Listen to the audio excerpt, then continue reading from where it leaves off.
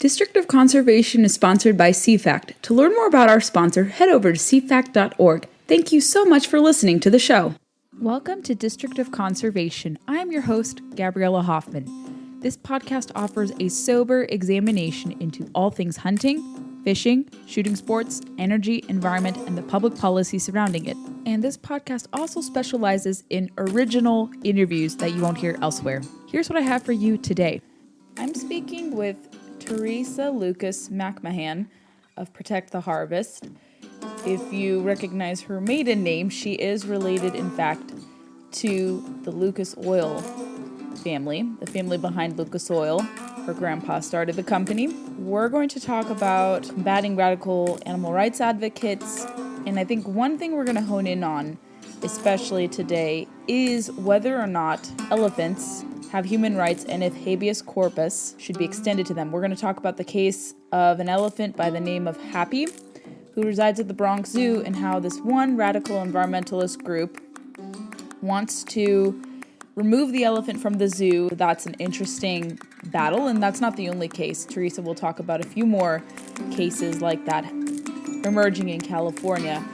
And while it does sound preposterous, it's going to start to become common. And if it's to succeed in the courts, it could become more commonplace. And whether or not you like zoos, you hunt, you own animals even as pets, dogs and cats specifically, this ruling can affect you. And also Theresa will talk about different issues like 3030, why her organization is opposed to that. We met at the Nebraska Summit, and we'll just dive deep into that. But we want to focus on Happy the elephant. I think that hasn't gotten a lot of coverage, and we're going to do that today on the podcast. So here is my interview with Theresa McMahan. Theresa, thank you so much for joining the podcast. Thank you so much for having me. Can you introduce yourself to my listeners? Sure. My name is Theresa McMahan, and I'm the program manager and board secretary at Protect the Harvest. And you come from a pretty famous family. Can you talk about your ties to the Lucas Oil family? Sure. My grandfather is Forrest Lucas, and he started Lucas Oil. It was in about 1989 when that was incorporated. And that's kind of been his main claim to fame, is working on trying to find better ways to take care of large trucks, automobiles, and make products that will extend their life. And oddly enough, back in 2011, he started Protect the Harvest, which seems like it would have nothing to do with that side. But he, growing up, had cattle that he would show as a kid, teenager, and his game of golf, as they call, was starting a cattle ranch when he became an adult, after he had his claim to fame and was able to do so.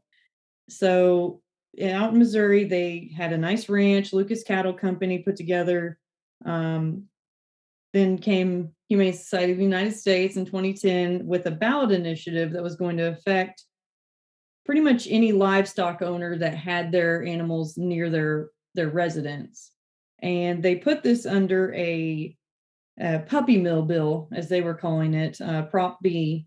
And Forrest ranch manager got a hold of that, found out about it, and that kind of started the whole battle of why in the world would a group that is, says they're for animal welfare, says that they're for protecting dogs and cats, why are they wanting to end the livestock industry?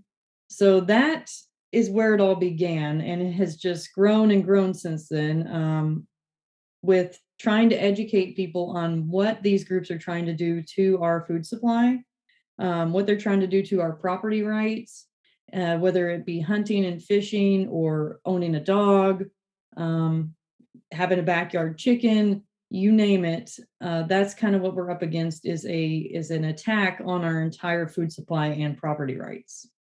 Could you explain some of the recent initiatives Protect the Harvest has undertaken? Sure. A lot of what we do is on the educational side, whether it be with the public or National Ag in the Classroom, or attending events like the FFA events, American Farm Bureau events, and just trying to get some of this information out there to people that are not aware. So unfortunately, there's not a lot of people that have stood up against these issues.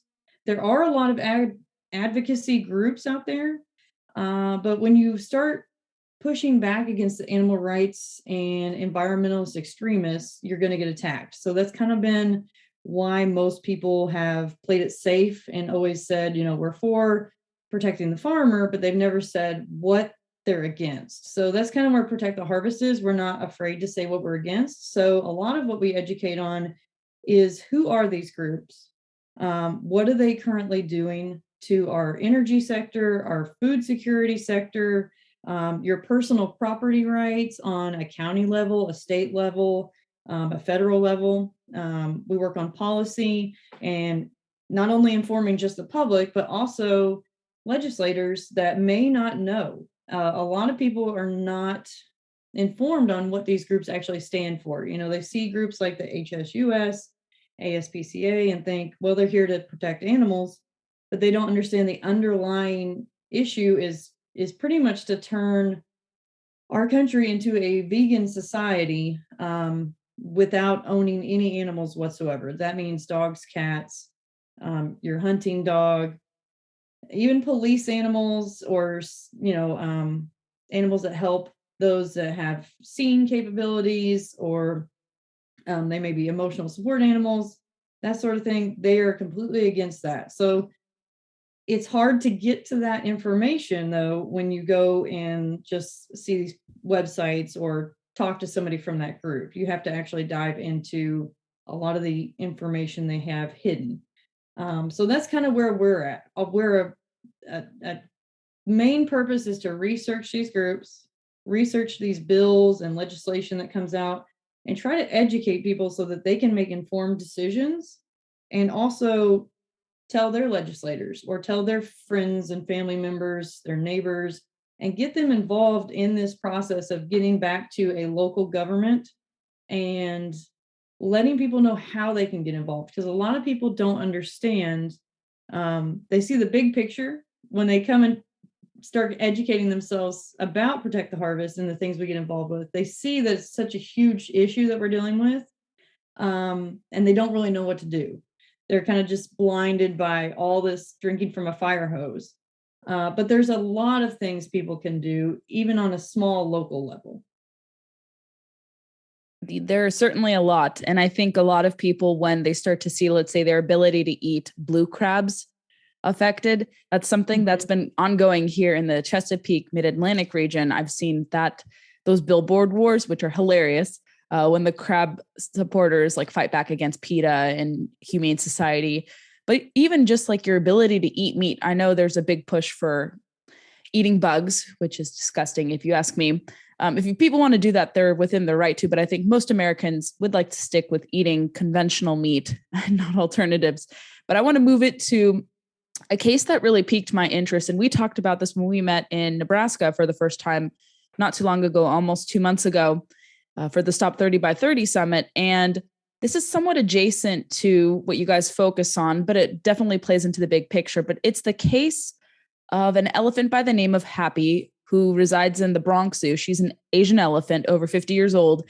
And this group called the Nonhuman Rights Project is claiming that her rights are being violated, and that habeas corpus, which is a legal term, the writ of habeas corpus, I'm reading from Cornell Law School what this means for you non-legalese folks, used to bring a prisoner or other detainee, such as an institutionalized mental patient, before a court to determine if the person's imprisonment or detention is lawful. So they are arguing that the elephant should be bestowed habeas corpus because they believe it's wrongfully in prison.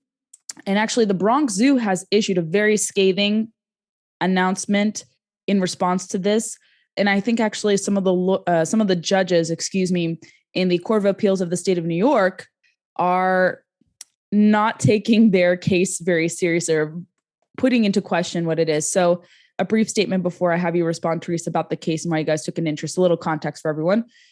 So they are saying with this non-human rights group continues to misuse the writ of habeas corpus to advance what they have called a state-by-state, country-by-country long-term litigation campaign. The blatant exploitation of Happy the Elephant by NRP to advance their coordinated agenda shows no concern for the individual animal and reveals the fact that they're willing to sacrifice Happy's health and psychological well-being to set precedent.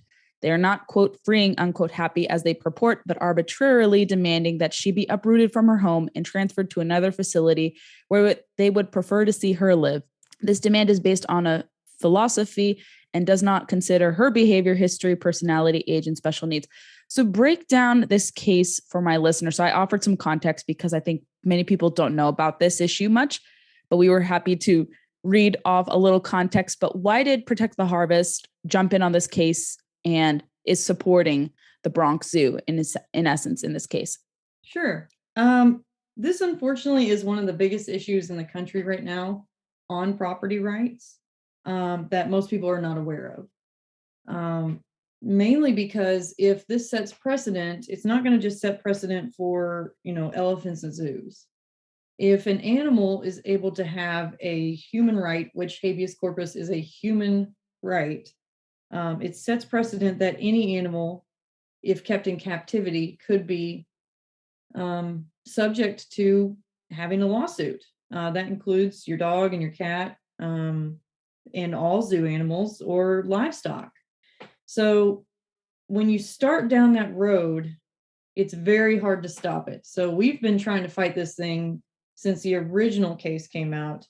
And of course, that got dismissed and they have appealed it. So it is currently at the New York Appellate Court, which happens to be the same group of people that is the New York Supreme Court, conveniently. Now, if they do get this through, we will be appealing to the Supreme Court if we have to. We're not going to stop on this. This is going to be a huge problem. And my concern would be that if they dismiss it or, they don't win, they will also probably appeal to the Supreme Court. And that is, I guess we're just going to have to wait and see. We have I'd say about a month until we hear back on the decision. We're pretty confident that the hearing went very well on our side.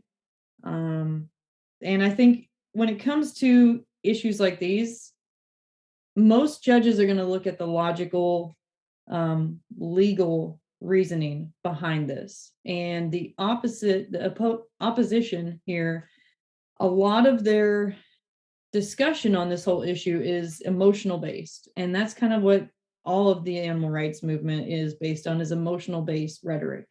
It's not based on logic, on, human exceptionalism or the fact that humans are different than animals. It's all based on, well, we feel bad for those animals, or what would we feel like if we were in that situation? But that's not how it works. Humans are different from animals, obviously.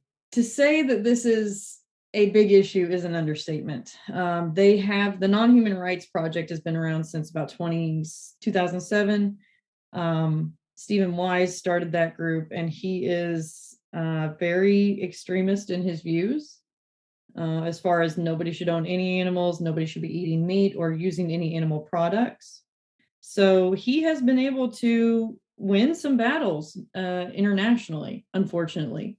And this is the first one that's really gotten a hold in the United States. Now, along with that, they have also just recently filed for habeas corpus in California for a handful of elephants. So that's kind of just now getting out there, and that's going to be something we're going to be looking into. But they don't plan on stopping. Unfortunately, groups like Protect the Harvest and other conservation groups or other groups that are trying to protect animal welfare, we don't have unlimited budgets, but it seems like groups like the HSUS, Nonhuman Rights Project, ASPCA, other environmentalist extremist groups, they seem to have an unending an unending pipeline of money that's coming from corporations and very wealthy people. So that's while we're on the right side, we are on the side of logic and truth. They do have the advantage of having a lot more funding than we do. So it's up to the judges and up to our country and our citizens to decide if this is the route they want to take and the way they want to push our country. Certainly. And we often see this with similar animal rights advocates who say they know what's best for the welfare of the animal, that the practices of either housing animals in, let's say, a zoo, or let's say people managing wildlife on public lands, those practices are outdated and inhumane. And so they definitely come about it from an emotional argument.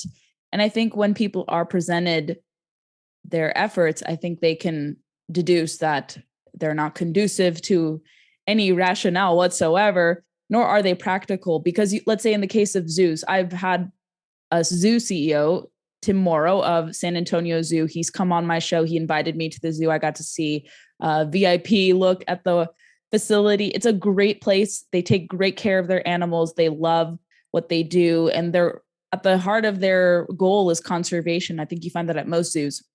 And then with hunting, of course, as we examine here on the podcast, we see that people who, let's say, bear hunters, a lot of bear hunting is deemed controversial and inhumane, but bear hunting is largely needed to keep a balance of bear populations. You see that bear managers and bear conservationists really do have reverence for the animal. So these people are coming in from the outside. They have nothing necessarily to do with the animals they claim to protect and they claim to have the best interests of. And it seems like we can easily, I guess, put holes through their arguments when challenged, but certainly they know how to appeal to people. They put up flashy commercials, they pull at the heartstrings and they say that this elephant is being deprived. But how do they know how the elephant is feeling if they can't talk to it and they can't communicate to it? So that raises a whole nother question. But aside from that case, you guys have also taken an interest in President Biden's 30 by 30 initiative. Like I alluded to a little earlier, that's how we first met a few weeks ago. And why is the organization taking an interest in something as grand scale as that? I think because our makeup as an organization was originally set around farming, ranching, owning livestock, but it has grown to include pretty much all property rights issues, including hunting and fishing, pet ownership, pet breeding, you name it. And the 30 by 30 is going to affect every single sector in the United States, whether it's property rights, water rights, whether you can have an animal on a certain piece of land, whether you can build a house on a certain piece of land. So, the fact that it's so up in the air and nothing is set in stone with that is the big issue. In addition to the fact that the government wants more land, unfortunately, which is not a surprise. It's never really a surprise to us when the government tries to say we want more land, more regulations, more restrictions. But the fact that it's an executive order is a huge problem. It is a very extreme overreach on what our executive branch is able to do or should be doing. So I know you all look at it a lot from the conservation point of view, or, whether hunters and fishermen are going to be able to use that land or those waterways. And we're looking at it from, are we going to be able to raise our cattle? Or are we going to have, restrictions, even more restrictions on having large feedlots or areas where people can raise poultry? And I don't think most of the country, which I could be wrong, because at this point most of the country is starting to wake up and see what's happening in the grocery stores due to the COVID supply chain issues. But up until now, most people have just kind of just assumed that their food came from the grocery store and not from a farmer or a rancher. And, it's already extremely hard for them to make a profit because of the regulations and ordinances that are put on small farmers to medium-sized farmers. If you put even more on that, what you're going to do is drive out those small, medium-sized farmers and ranchers. and it's going to push more people into large scale farming and corporate farming. And that's kind of, while we need that, we have to have that. We also need a diversity of where our food's coming from. So whether you can get it local or regional or nationwide, all of that has to work together for the food chain to be successful in our country. So you see that happening right now. If you go to any grocery store, you can see bare shelves. And that's an image of what's been going on. A lot of farmers, ranchers have been going out of business for the past 2 years because of the supply chain. And 30 by 30 is going to exacerbate that even to a higher extent, a much higher extent. So, yeah, I mean, we need to get rid of that as soon as possible. Now, obviously, it's not going into effect today, but the day it does, we're going to have a big problem. I mean, we deal with issues on BLM land, and that's bad enough with dealing with that.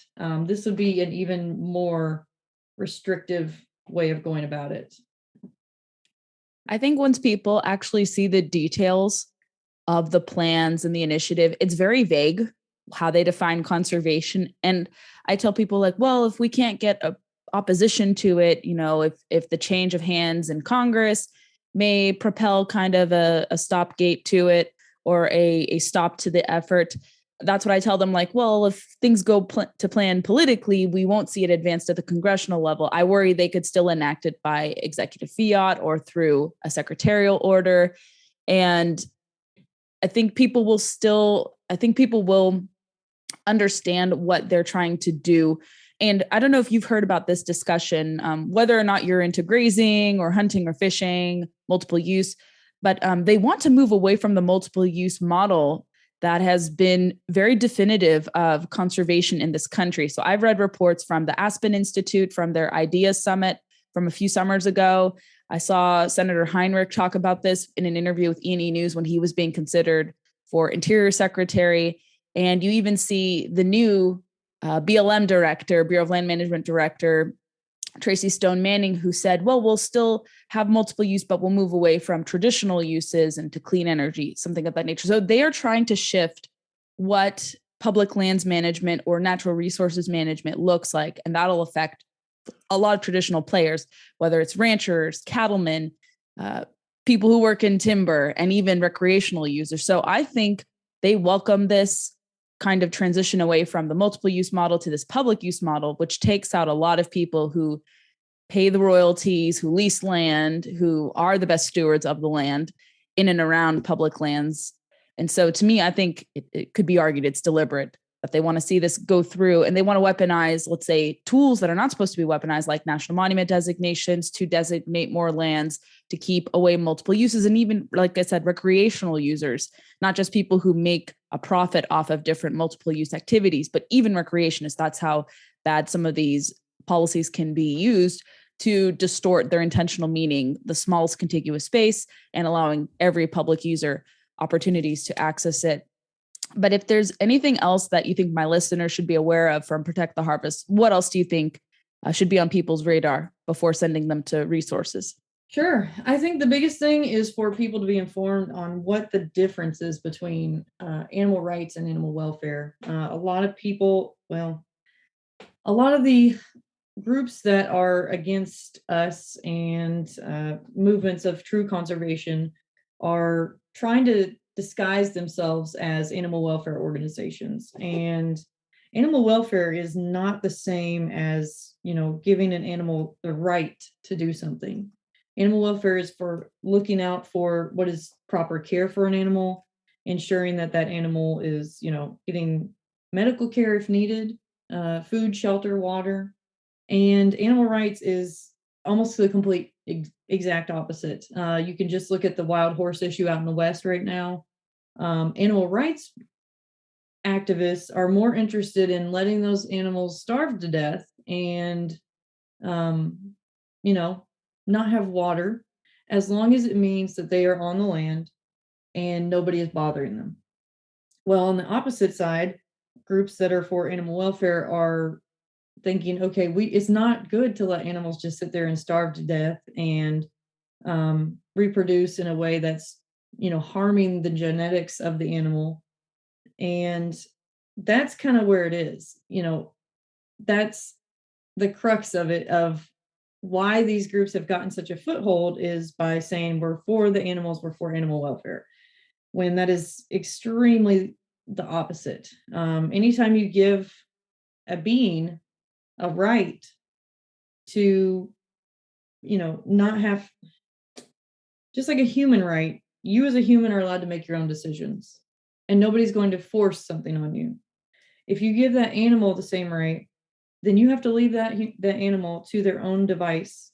You have to leave that, if that means letting it starve to death, if that means turning loose every bit of livestock and letting them die out as a species. That has been said over and over again by animal rights activists. So you and I think it's good to take care of your animals. And that's always been how people have stewarded the land and stewarded animals. And that's, goes back as far as to biblical meanings of people should take care of animals. But the other side does not believe in that viewpoint, because they see those animals as just the same as a child or an adult. So that's kind of the big thing of, people need to be informed on what they're actually fighting for and what they're fighting against, and not to be deceived when they throw out terms like we're for animal welfare. Well, the question would be to ask them, well, what do you mean by animal welfare? Do you mean making sure those animals are cared for properly? Or do you mean giving them the rights of a human being? That's a great distinction to make. I think that's often confusing, and those two terms, or those two kind of phrases, are conflated with one another. So thank you for making that distinction. Theresa, where can everyone connect with you and or protect the harvest, either digitally, website? Where can you send them to? Sure. Our website is just protecttheharvest.com. We're on Facebook, Instagram, Twitter. We just recently got on TikTok. So we are in all the alternative media places. We're also there. So just feel free to, you can get to all those from our website. That's probably the best way to reach out. There's a phone number, email on there. You're welcome to call, email us anytime with questions, or if you see legislation or ordinances in your area that you're concerned about regarding property rights, please let us know, because we deal with things on the city level, county level, state level, and federally. Wonderful. Thank you so much for coming on to the podcast to talk about the organization, this case about Happy the elephant, and why property rights and conservation stewardship should go hand in hand. Thank you so much. I really appreciate it. Thank you very much, Gabriella. Thanks for listening to District of Conservation. If you haven't already, please be sure to subscribe to us on your preferred podcast player. We recommend Apple Podcast, where over 60% of our listenership hails from. You can also follow us on Facebook, Instagram, Twitter, YouTube, which don't really populate, but follow us on social media to make sure you never miss a beat or a guest announcement. You can also find us on CFAC's website under District of Conservation under my profile, Gabriella Hoffman, to catch up on all different past episodes there. If you like what you hear, be sure to leave us a 5-star review on Apple or wherever podcasts are played. Share the links, leave your reviews, and tell your friends about the show. Thanks for listening today. Stay tuned for more District of Conservation episodes.